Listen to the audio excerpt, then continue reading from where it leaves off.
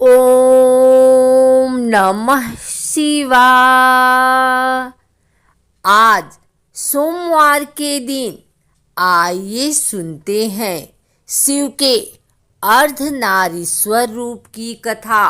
सृष्टि के आदि में जब सृष्टिकर्ता ब्रह्मा द्वारा रची हुई सृष्टि विस्तार को प्राप्त नहीं हुई, तब ब्रह्मा जी उस दुख से अत्यंत दुखी हुए।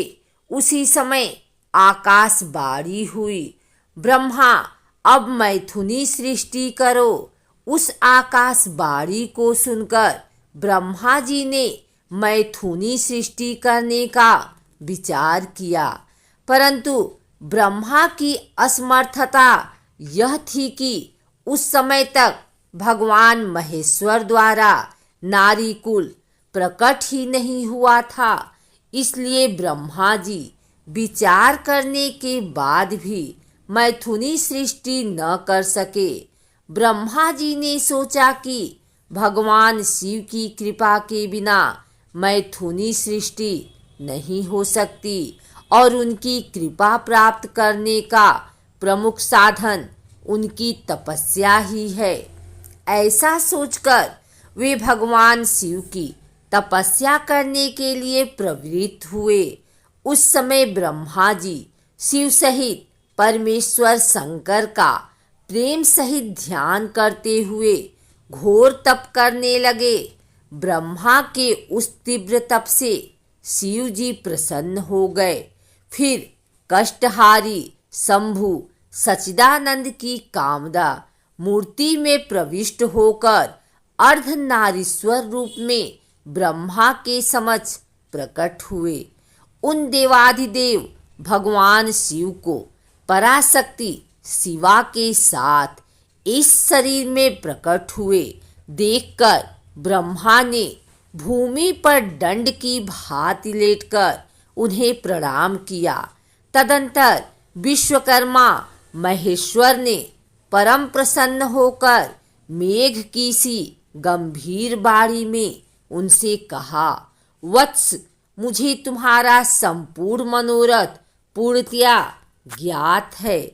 इस समय तुमने जो प्रजाओं की वृद्धि के लिए कठोर तप किया है, उससे मैं प्रसन्न हूँ। मैं तुम्हें तुम्हारा अभीष्ट वर अवश्य प्रदान करूँगा। इस प्रकार स्वभाव से ही मधुर तथा परम उदार शिव जी ने ऐसा कहकर अपने शरीर से शिव देवी को पृथक कर दिया। फिर ब्रह्मा भगवान शिव से पृथक हुई और पराशक्ति को प्रणाम करके उनसे प्रार्थना करने लगे। ब्रह्मा ने कहा, शिवे, सृष्टि के प्रारंभ में आपके पति देवाधिदेव परमात्मा शंभु ने मेरी सृष्टि की और उन्होंने मुझे सृष्टि रचने का आदेश दिया था। शिवे, तब मैंने देवता आदि समस्त प्रजाओं की मानसिक सृष्टि की, परंतु बार बार रचना करने पर भी उनकी वृद्धि नहीं हो रही है। अतः अब मैं स्त्री पुरुष के समागम के द्वारा सृष्टि का निर्माण करके प्रजाओं की वृद्धि करना चाहता हूँ, किंतु अभी तक आपसे अक्षय नारी कुल का प्राकट्य नहीं हुआ। नारी कुल की सृष्टि करना मेरी शक्ति के बाहर है। सारी सृष्टियों का उद्गम स्थान आपके सिवाय कोई अन्य नहीं है। इसलिए मैं आपसे प्रार्थना करता हूँ, आप मुझे नारी कुल की सृष्टि करने की शक्ति प्रदान करें। इसी में जगत का कल्याण निहित है। आप समस्त जगत के कल्याण के लिए तथा वृद्धि के लिए मेरे पुत्र दक्ष की पुत्री होकर अवतार ग्रहण करें। ब्रह्मा के द्वारा इस प्रकार प्रार्थना करने पर शिवा ने तथास्तु, ऐसा ही होगा कहकर उन्हें नारी कुल की सृष्टि करने की शक्ति प्रदान की। उसके बाद उस जगत माता ने अपनी भौहों के मध्य भाग से अपने ही समान प्रभावशाली एक शक्ति की रचना की। उस शक्ति को देखकर कृपा सागर भगवान शंकर जगदम्बा से इस प्रकार बोले।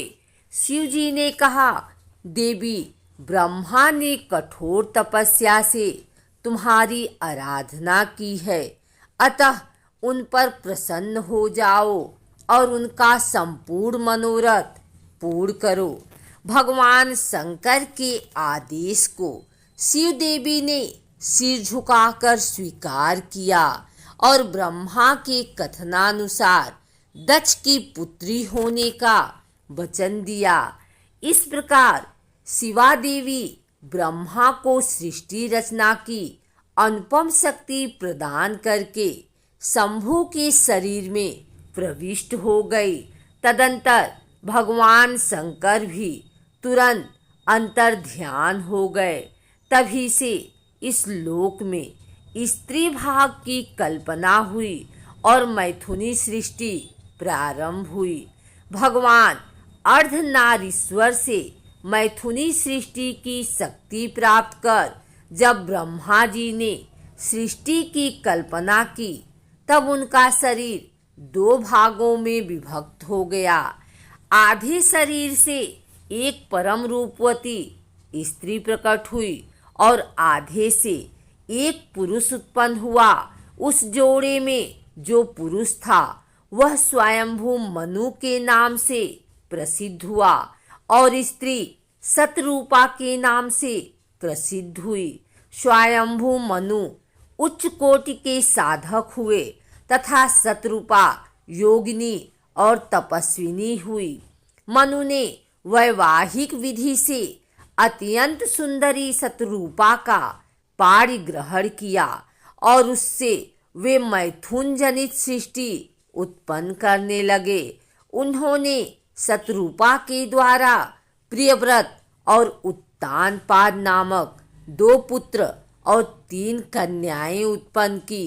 कन्याओं के नाम थे आकुति, देवहूति और प्रसूति। आकुति का विवाह प्रजापति रुचि, देवहूति का कदर्म और प्रसूति का विवाह प्रजापति दक्ष के साथ हुआ। कल्प भेद से दक्ष की 60 कन्याएं बताई गई हैं। ब्रह्मा जी को दिए गए वरदान के अनुसार भगवती शिवा ने इन्हीं दक्ष की कन्या होकर अवतार ग्रहण किया। इस प्रकार भगवान अर्धनारीश्वर की कृपा से मैथुनी सृष्टि की परंपरा चल पड़ी।